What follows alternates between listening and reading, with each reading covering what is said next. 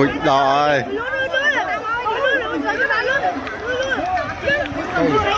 còn là phe na đấy chạy anh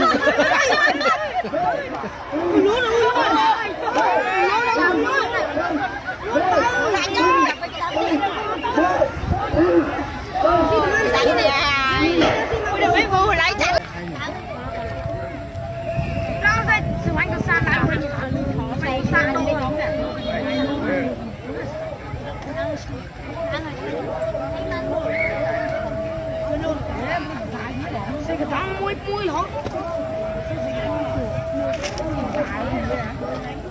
Tận luôn ra.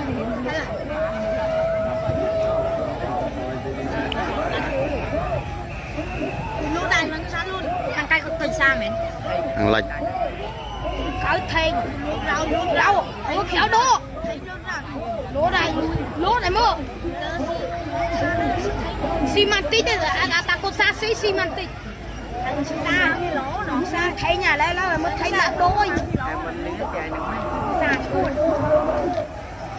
lục thấy thôi thấy luôn rồi thấy cái xa đó cụt đòi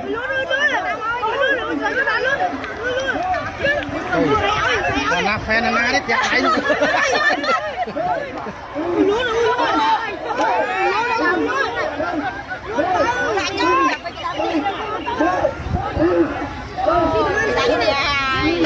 đừng biết vui lấy chạy lấy